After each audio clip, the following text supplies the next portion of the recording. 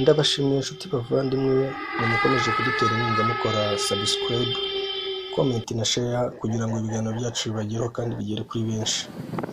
Ese waba uzi ko amafaranga cyangwa waba utekereza ko amafaranga ari atanga amahoro n'umutuzo? Muri iyi si benshi niko tubitekereza, ariko siko biri. Mukurikire iyi documentaire irabafasha gusobanukirwa ukuri nyako.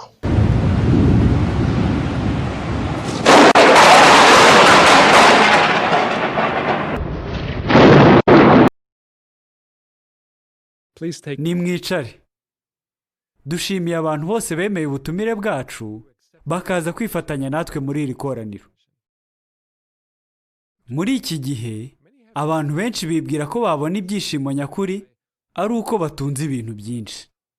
Ariko se koko ibyo bituma bagira ibyishimo nyakuri? Niba atari uko bimeze se, nihe twabikura? Turagutumirira gukurikira witonze ibisubizo Bibiliya itanga. Tugiye kubona muri disikuru ifite umutwe uvuga ngo ushobora kubona ubutunzi nyakuri.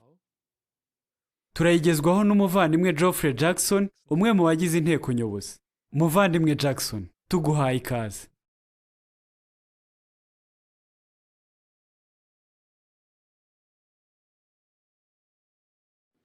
Ese wifuza kuba umukire?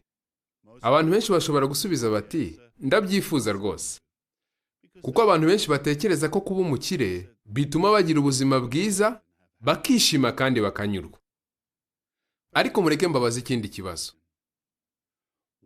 Ni iki uteganya gukora kugira ngo ube umukire? Icyo cyo cyagora benshi kugisubiza. Mu gihe tugitekereza kuri icyo kibazo, ni iby'ingenzi ko dusuzuma umuburo dusanga muri Bibiliya. Niba mufite Bibiliya zanyu, murambure muri Timoteyo wa mbere. Timoteyo wa mbere, igice cya 6, umurongo w'9 n'uw'10. Uwo muburo uragira uti: Icyakora bamaramaje kuba abakire, bagwa mu bishuko no mu mutego no mu irari ryinshi ry'ubupfu ryangiza, riroha abantu mu bibarimbuza, bikabangiza rwose, kuko gukunda amafaranga ari umuzi w'ibibi by'ubwoko bwose, kandi hari abantu bayararikiye barayoba, bava mu byo kwizera, maze bihandisha imibabaro myinshi ahantu hose. Uyu muburo ni ingenzi rwose. Nubwo Bibiliya igaragaza ko amafaranga dufitiye akamaro, uyu murongo wagarutse ku bantu bakunda amafaranga, cyangwa mu yandi magambo, abantu bamaramaje kuba abakire. Umurongo wa 10 ujya gusoza wavuze ko ibyo bituma abantu bagira imibabaro myinshi ahantu hose. Mu yandi magambo, babona ayo mafaranga ariko bakagira n'imibabaro myinshi.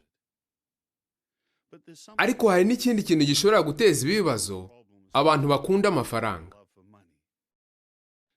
Bashyira ubuzima bwabo mu kaga n'ubw'imiryango yabo, kandi bagatandukira amahame bagenderaho.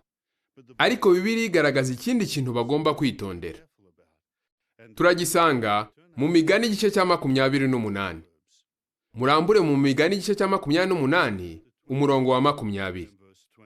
Imigani igice cya 28, umurongo wa 20. Haragira hati: Umuntu w'indahemuka azabona imigisha myinshi, ariko uwihutira kuronka ubutunzi, cyangwa se mu yandi magambo umuntu wifuza gukira vuba, hakomeza hagira hati ntazakomeza kuba umwere. Ibyo ni ukuri rwose, kuko muri iki gihe abantu benshi biba kandi bakabeshya. Nanone kandi abantu bariyandarika, bakica bagenzi babo kugira ngo babone amafaranga. Ubwo rero, buri wese agomba gutekereza kuri ibi bibazo by'ingenzi. Ariko se, kubera iki Bibiliya itanga umuburo uremereye ku bihereranye no gushaka ubutunzi? Impamvu imwe y'ingenzi ni uko Bibiliya igira icyo ivuga ku mbaraga zishukana z'ubutunzi. Ariko ushobora kwibaza uti, imbaraga zishukana z'ubutunzi ni iki?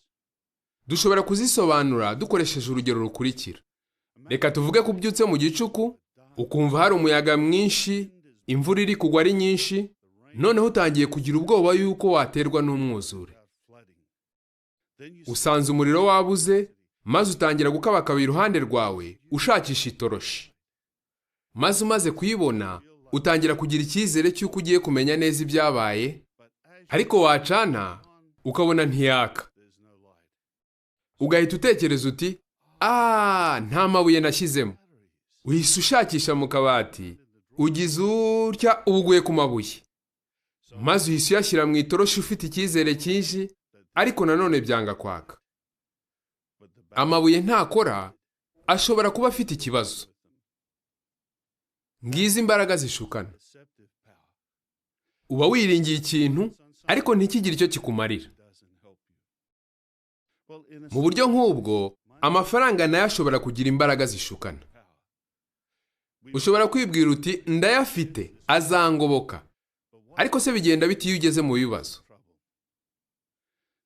Bibiliya idufasha gutahura ko atari ko buri gihe amafaranga adufasha iyo tugeze mu bibazo. Mureke tuvuge ku bintu bitatu bibaho mu buzima. Icya mbere ni uko kugira amafaranga bitavuze yuko uba ufite umutekano usesuye. Ndizera ko mwemeranya nanjye ko iyo umuntu afite amafaranga menshi, ari nabwo akenera ko bamucungira umutekano kurushaho. Bibiliya igaragaza neza impamvu ibyo biteje akaga. Mureke tubisuzume mu gitabo cy'imigani. Tugiye gusoma mu migani igice cya 18. Mureke dusomere hamwe mu migani igice cya 18 umurongo wa 11. Kandi birashishikaje kubona igereranya Bibiliya yakoresheje muri uno murongo. Hagira hati, ibintu by'agaciro by'umukire ni wo mujyi we ukomeye, kandi mu bwenge bwe yumva bimeze nk'urukuta rumurinda.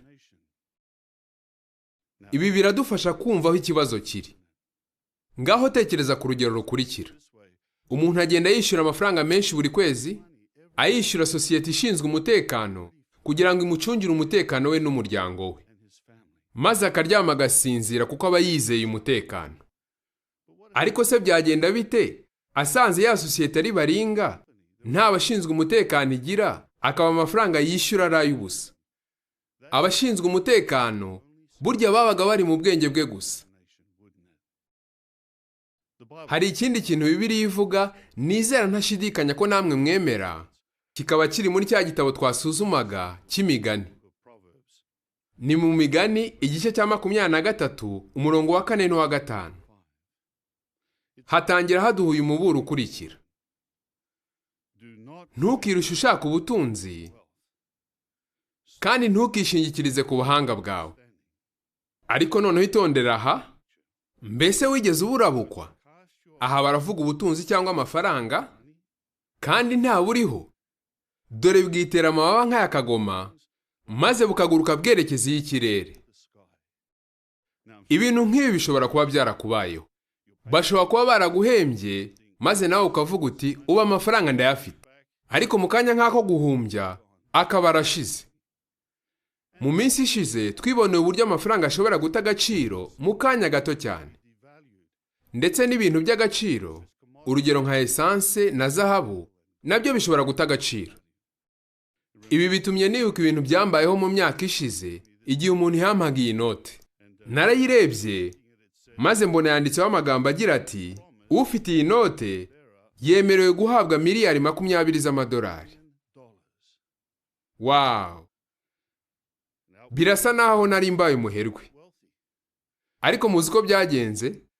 Narebye mbona iyo ndamuka nyijyanye kuri banki, bari kumpa udufaranga duke cyane kubera ko yari yarataye agaciro. Mu buryo nk'ubwo, kimwe na ya mabuye yapfuye atagikora, amafaranga nayo ntashobora kuduha umutekano usesuye twifuza. Ikintu cya kabiri muri bya bintu twavuze amafaranga adashobora kuduha, nuko adashobora kuduha ibyishimo no kunyurwa. Kugira amafaranga ntibivuze byanze bikunze ko turi abantu bishimye kandi banyuzwe.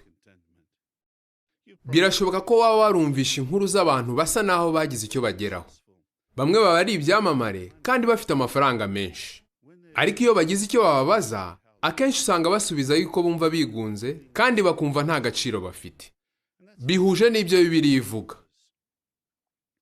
ivuga ko umuntu wirundanyirizaho ubutunzi atajya anyurwa n'ibyo afite, ko ahubwo buri gihe aba yumva ashaka kubwongera.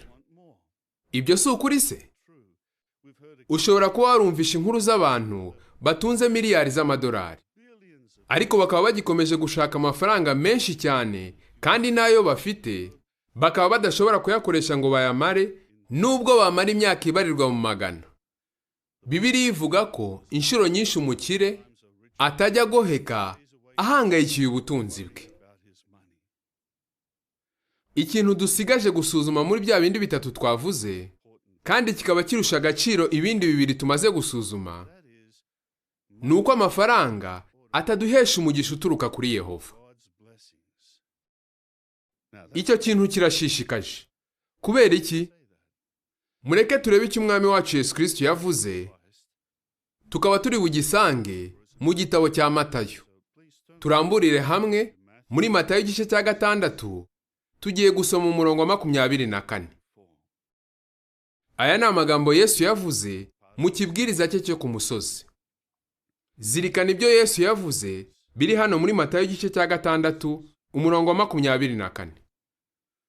Nta ushobora kuba umugaragu w'abatware babiri, kuko yakwanga umwe agakunda undi, cyangwa akaguma kuri umwe agasuzugura undi.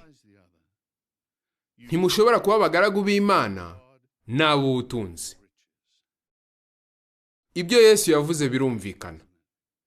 Tugomba guhitamo, kuko tudashobora kuba abagaragu ba Yehova ngo tube n'ab'ubutunzi icyarimwe. Amahitamo tugira agira ingaruka ku murimo dukorera Yehova n'urukundo tumukunda. Mwibuke bya bintu bitatu twasuzumye. Amafaranga twayagereranya n'amabuye yapfuye, kubera ko adashobora kuduha umutekano nyakuri, ntashobora kuduha ibyishimo no kunyurwa, kandi nanone ashobora kwangiza imishyikirano dufitanye na Yehova. Tugiye kureba video. Muri iyo video turabonamo ingero z'abantu babiri birutse inyuma y'ubutunzi maze bikangiza imishyikirano bari bafitanye n'Imana.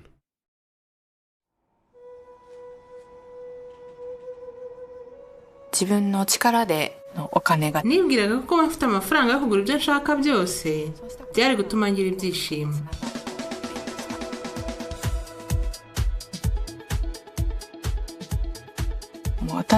Nakundaga imideri, buri gihe nabaga ntekereza ibyo nzagura, kandi nakoraga amasaha y'inyongera kugira ngo mbashe kubibona.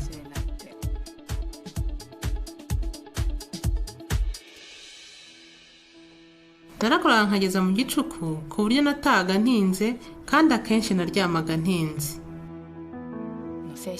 Ariko ibyo byarananizaga cyane. Hari igihe nashukaga nijoro nkumva ndahangayitse. Ibyo nakoraga numvaga ntacyo bimariye.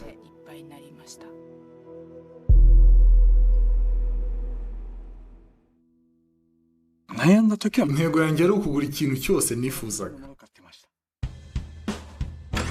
Naguze ibintu byinshi, ngura moto, ngura inzu ndetse n'imodoka. Akazi kari karantwaye, rimwe na rimwe nakoraga amajoro.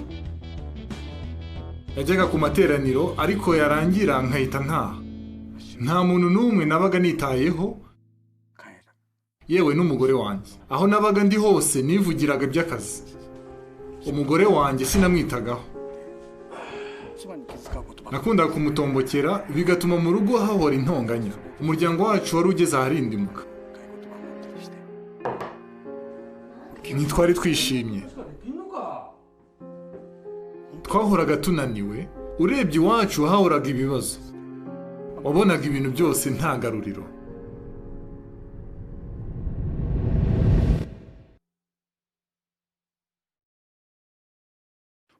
Niki tubonye muri iyi video? Tubonyemo abantu babiri birukaga inyuma y'ubutunzi kuko bifuzaga kuba abakire. Ese bagize ibyishimo kandi baranyurwa? Oya, ibibazo byabo ntibyashize kuko nubwo babonaga amafaranga ariko bagiraga n'imihangayiko. Ese mukurikije ibintu byose tumaze gusuzuma, bivuze ko gushaka amafaranga ari bibi? siko biri byanze bikunze, ariko ibyo bisa naho bivuguruzanya. Mureke dusuzume undi murongo ugaragara mu gitabo cy'imigani. Tugiye gusuzuma imigani igice cya 10. Mu migani igice cya 10 umurongo 22 herekeza ku moko atandukanye y'ubutunzi. Ayo moko ni ayahe? Mureke tuhasome. Imigani 10:22 hagira hati, umugisha Yehova atanga niwo uzana ubukire, kandi nta mibabaro awongeraho. Ese wabonye icyatuma tubona ubutunzi nyakuri? Ni umugisha uturuka kuri Yehova. Rwose umugisha uturuka ku Mana niwo ushobora gutuma tubona ubutunzi nyakuri. Impamvu igaragara ku gice gisoza cy'uwo murongo kigira kiti, kandi nta mibabaro awongeraho. Ubwo rero dushobora kubona ubutunzi butagira imibabaro. Ariko dushobora kwibaza tuti, nakora iki kugira ngo mbashe kubona ubwo butunzi? Yesu yatanze igisubizo cy'icyo kibazo mu kibwiriza cye cyo ku musozi. Turamburire hamwe aho twahoze dusuzuma muri Matayo igice cya 6. Muri uyu murongo tugiye gusoma, Yesu yagaragaje icyo twakora kugira ngo tubone ubutunzi nyakuri. Matayo 6:19-21 haragira hati, nimureke kwibikira ubutunzi mu isi, aho udukoko n'ingese biburya n'abajura bapfumura bakabwiba. Ahubwo mwibikira ubutunzi mu ijuru, aho udukoko n'ingese bitaburya n'abajura ntibapfumure ngo babwibe. Kuko aho ubutunzi bwawe buri, ari naho umutima wawe uzaba. Ese wabonye icyo Yesu yatubwiye muri uyu murongo? Ntiyatubwiye ko tugomba gukora cyane kugira ngo tugire ubutunzi bwinshi muri iyi si, ahubwo yavuze ko dukwiriye kwibikira ubutunzi mu ijuru. Yesu ntiyashaka kuvuga ko twabitse amafaranga yacu mu ijuru. Ahubwo hano Yesu yakoresheje imvugo y'ikigereranyo, ashaka kutubwira ko tugomba kugira icyo dukora kugira ngo tugirane imishyikirano myiza na Yehova. Rwose ubwo nibwo butunzi nyakuri. Iyo dusuzumye imibereho ya Yesu hano ku isi, tubona ko yabagaho mu buryo buhuje n'ibyo yigishaga. Mu mibereho ye, aho kugira ngo ashishikarire gushakisha ubutunzi, yibandaga ku murimo yakoreraga Se wo mu ijuru Yehova. Ntiyigeze arangwa n'umururumba ngo yishakire icyubahiro n'ikuzo, ahubwo yibandaga ku murimo we, akibikira ubutunzi mu ijuru. Ushobora kuba wibuka ko igihe Yesu yari hano ku isi, Satani yagerageje kumushuka. Kimwe muri ibyo bishuko cyari gutuma Yesu agaragaza uko abona ubutunzi. Yesu yarwanyije icyifuzo cyo kurarikira ubutunzi. Mureke dusome inkuru igaragaza uko byagenze mu gitabo cya Matayo. Mureke dusuzume kimwe muri ibyo bigeragezo dusoma inkuru yanditswe na Matayo. Iri muri Matayo igice cya 4 umurongo w'8 kugeza ku wa 10. Haragira hati, nuko Satani amujyana ku musozi muremure bidasanzwe, maze amwereka ubwami bwose bwo ku isi n'ikuzo ryabwo. Aramubwira ati, ibi byose ndabiguha niba wikubita imbere yanjye ukandamya. Yesu nawe aramubwira ati, genda Satani, kuko handitswe ngo, Yehova Imana yawe niwe ugomba gusenga, kandi niwe wenyine ugomba gukorera umurimo wera. Yesu yananiye igishuko cya Satani, yanga kwemera ubutunzi bwo muri iyi si n'ikuzo ryayo. Yibandaga ku murimo yakoreraga Yehova. Uwo ni wo wari umwanzuro ukwiriye. Bitekerezeho nawe. Niba se koko ubutunzi n'ikuzo ari byo bintu bituma abantu bagira ibyishimo, kuki Satani yifuza kubitanga byose? Biragaragara ko nawe bitatumye agira ibyishimo. Ahubwo hari ikindi kintu yashakaga. Yesu yahisemo ikintu gikwiriye, ari cyo kwibikira ubutunzi mu ijuru. Iyo dukorera Yehova kandi tukamwubaha, mu mibereho yacu ya buri munsi, twibonera ibyiza Yehova duha muri iki gihe. Ariko se, ni ibihe bintu Yehova duha muri iki gihe twagereranya n'ubutunzi? Mureke tuvuge ku bintu 5. icya mbere turagisanga mu gitabo cya Zaburi. Turamburire hamwe muri Zaburi ya 83. Zaburi ya 83 umurongo wa 18 igira iti, kugira ngo abantu bamenye ko wowe witwa Yehova ari we wenyine usumba byose mu isi yose.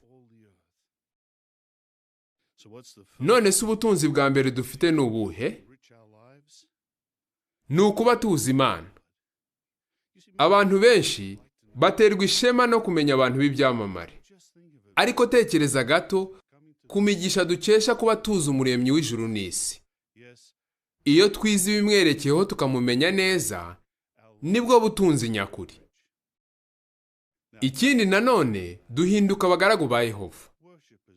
Ibyo bituma tuba bamwe mu bagize umuryango mpuzamahanga w'abavandimwe, ugizwe n'abantu baturuka mu mahanga yose, bakuriye mu mimerere itandukanye, kandi bavuga indimi zitandukanye. Uwo muryango wose urangwa n'urukundo. Urwo rukundo rutuma dukorera Yehova Imana yacu, kandi ubwo nibwo butunzi nyakuri. Ikintu cya gatatu ni uko nubwo turi mu bihe bigoye, iyo dukurikije inama duhabwa na Yehova binyuze ku ijambo rye, dushobora kugira ibyishimo no muri iki gihe. Urugero, muri Bibiliya dusangamo inama zadufasha kuba abagabo beza, abagore beza n'abana beza, kandi ibyo bituma abagize umuryango bagaragarizanya urukundo, bakunga ubumwe kandi bakishima. Ubutunzi bwa kane dufite ni ibyiringiro. Ibyiringiro by'igihe kizaza. Nubwo tuba mu isi yiganjemo abantu babi, ijambo ry'Imana Bibiliya ritubwira uko bizagenda mu gihe kizaza. Mureke turamburire hamwe Bibiliya zacu, tugaruke muri cya gitabo cya Zaburi. Noneho tugiye gusoma muri Zaburi ya 37, umurongo wa 22, turebe isezerano Imana itanga. Igira iti, ab'Imana iha umugisha nibo bazaragwa isi, ariko abivuma bazarimbuka.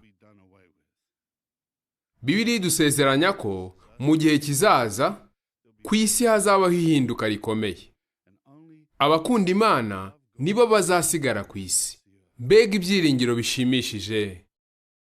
Ikintu cya gatanu ni isezerano rihebuje dusanga muri Bibiliya, ritubwira ko abantu bacu twakundaga bapfuye bazazuka, cyangwa se mu yandi magambo bazongera kuba bazima.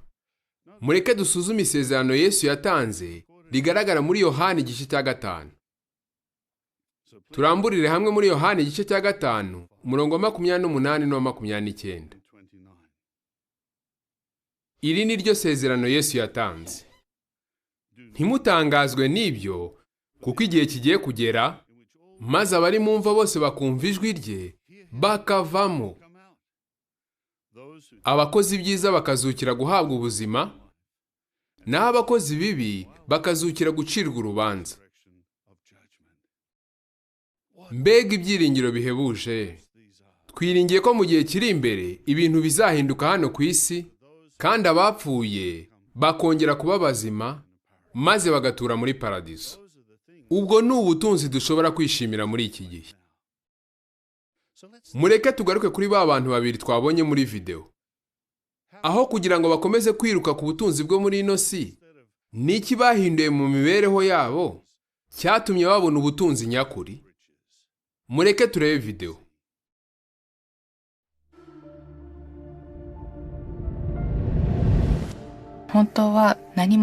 Naje kubona ko ntari ngiha agaciro ubucuti nanifitanye na Yehova, nuko mfata umwanzuro wo kongera gusoma Bibiliya yose.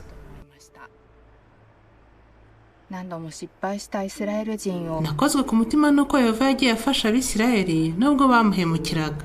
Ibyo byanyibukije ko nanjye Yehova yagiye agerageza kumfasha nubwo nabaga nihugiyeho.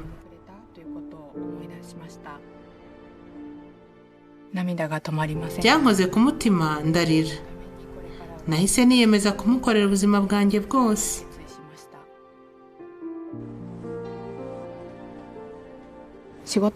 Nahinduye akazi nakoraga kugira ngo nibande ku murimo wo kubwiriza. Iyo neretse umuntu umurongo w'ibyanditswe nkabona ukuntu umufashije biranshimisha.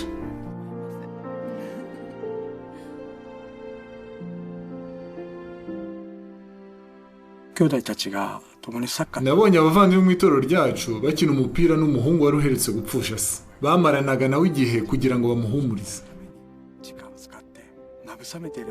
Maze kubona ukuntu bamwitagaho kandi bakita no ku bandi byankoze ku mutima. Nuko ndavuga nti ntanjye nifuza gukoresha igihe cyanjye nita ku bandi. Hari umurongo wo muri Bibiliya ugira uti gutanga bihesha ibyishimo kuruta guhabwa. Uko ntanga niko ndushaho kugira ibyishimo. Niboneye ko ibyo ari ukuri kudashidikanywaho. Ubu mara igihe ndi kumwe n'umugore wanjye, nkamutega amatwi, nkamenya uko yiyumva, kandi byatumye ndushaho kumukunda. Shimira Yehova cyane kuba yaratumye menya ukuri.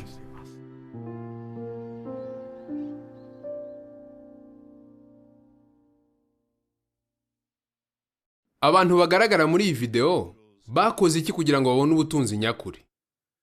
Bibanze ku murimo bakorera Yehova, bageza ku bandi ubutumwa bwiza bukubiye muri Bibiliya, kandi banihatira gukorera bagenzi babo ibikorwa byiza.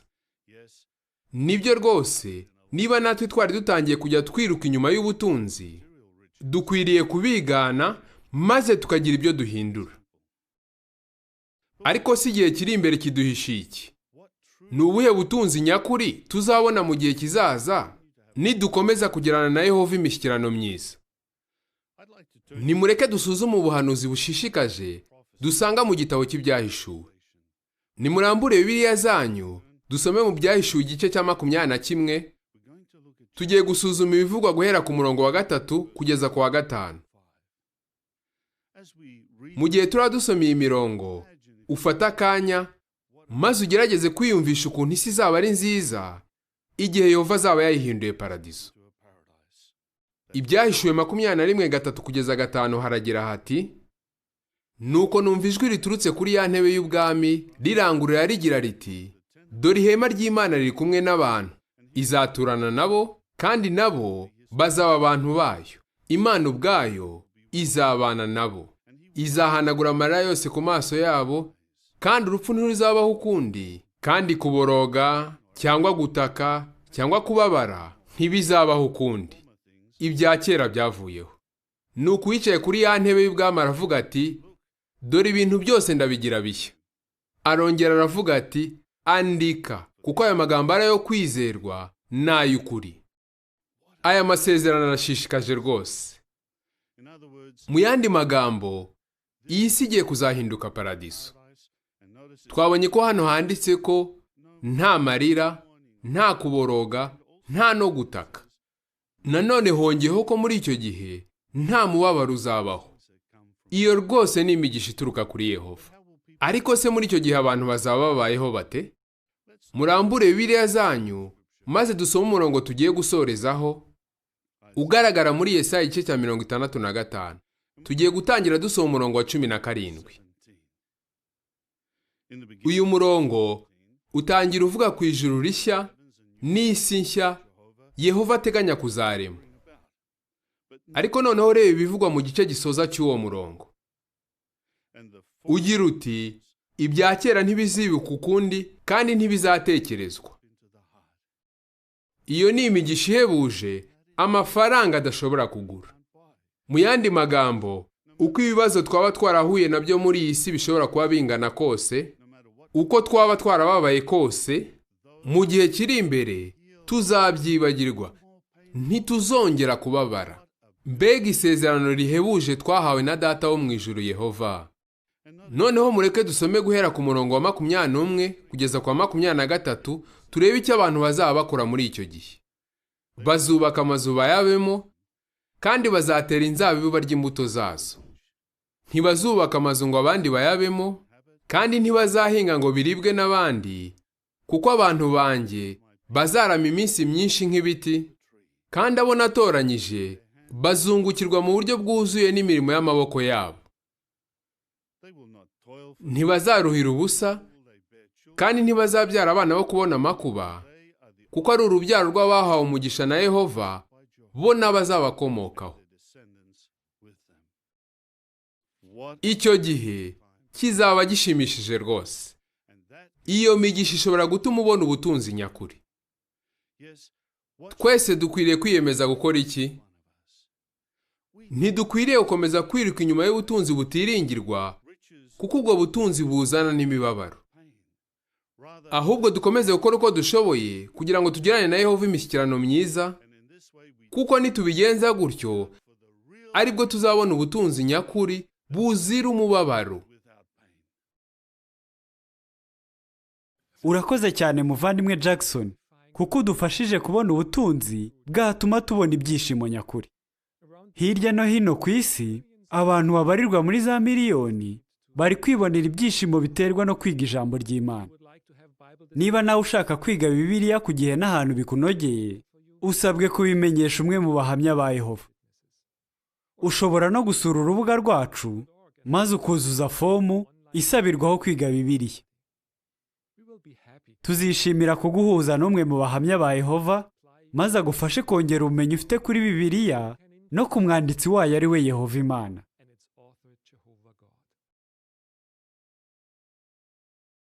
Inama zishingiye kuri Bibiliya twasuzumye muri iki cyiciro cya mbere ya saa sita zari ziteye inkunga rwose. Dutegerezanyije amatsiko icyiciro kizasoza iri koraniro. Mureke twese ababishoboye duhaguruke turirimbire hamwe indirimbo ya 84 ifite umutwe uvuga ngo twagura umurimo. Iyi ndirimbo iratwibutsa ibyishimo tugira iyo dufashije abantu bakagirana imishyikirano myiza na Yehova. Indirimbo ya 84.